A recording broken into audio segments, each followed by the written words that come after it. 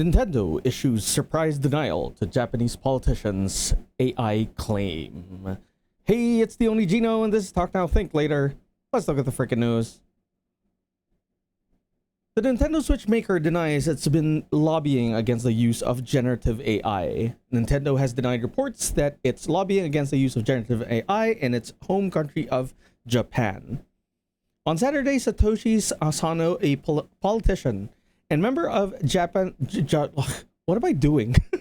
of Japan's House of Representatives, posted on social media that Nintendo was avoiding using generative AI to protect its IP and also engaging in lobbying activities with the government. The claim sparked Nintendo into the unprecedented step of publishing a formal denial. Ooh.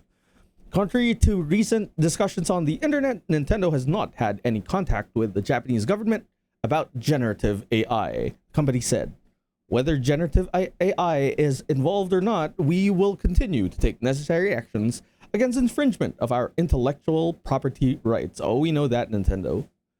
So Asano later retracted his claim and published an apology, saying, I deeply regret my own failure to verify the facts adequately, he wrote. Nintendo of America President Doug Bowser spoke about the company's thoughts on AI in an interview published earlier this year. If we think about this, about just technology in general, to start with, as we look at technology, we always want to make sure the technology we may be leveraging, whether it is to develop our games or in our devices, it's going to create a better gameplay experience, Bowser said in conversation with CNBC via Eurogamer. It starts there. That's a very important part of our decision-making process and how to use AI. The use of generative AI is a significant pressure point in many creative industries, including video games, with tools such as Midjourney being criticized by some who perceive them as replacing professional artists and using their work without permission for the training set.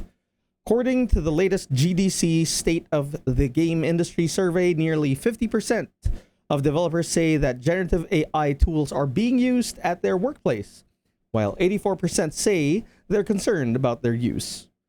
Steam games disclosing the use of generative AI have increased by 800% so far this year, according to an analysis of games published this summer. Yeah. You know, well, first of all, what is a politician doing with the whole Nintendo thing? Like, what is he? What is that person trying to convey? I think I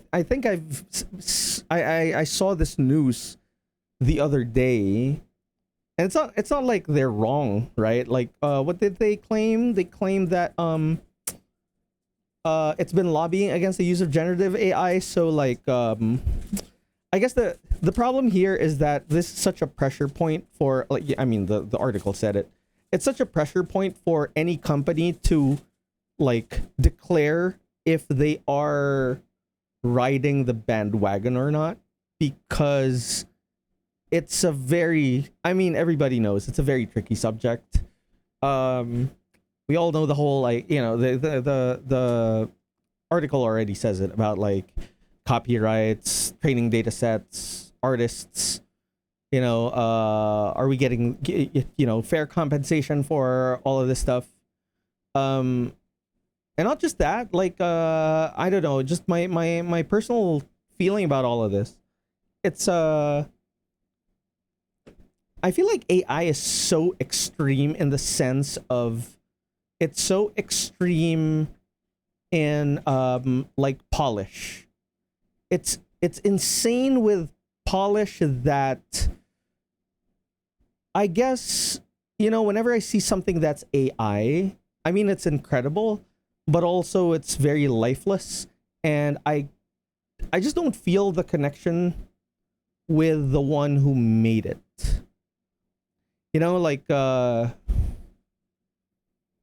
it's and I'm not saying AI is something that we are supposed to be scared of, and you know, it's I guess like we shouldn't support AI or anything like that, but there is this very, very tricky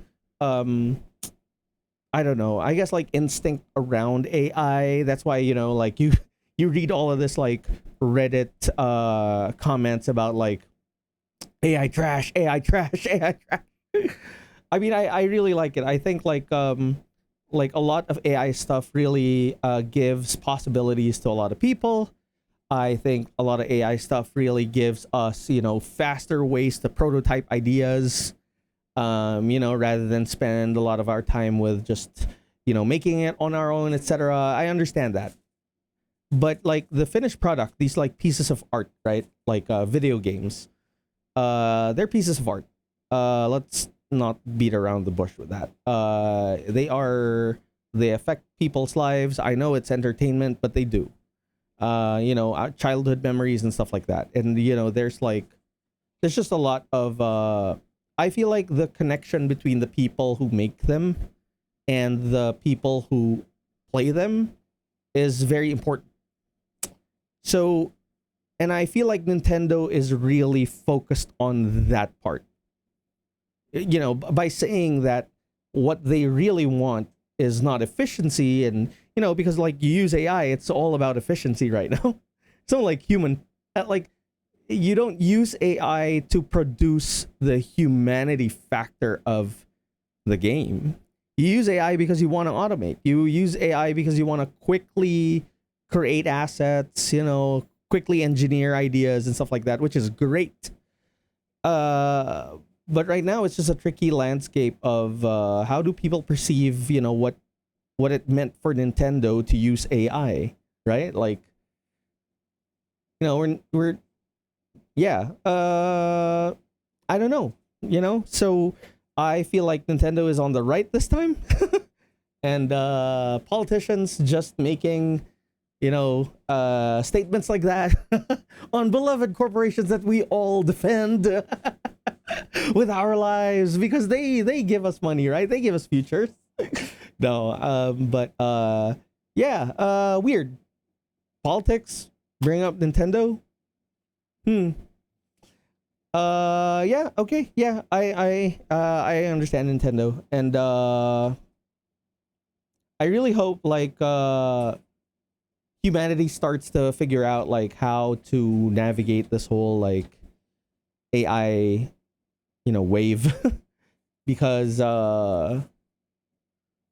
what are we just gonna like end up with the iRobot situation? Anyway, speaking of iRobot, what do you think?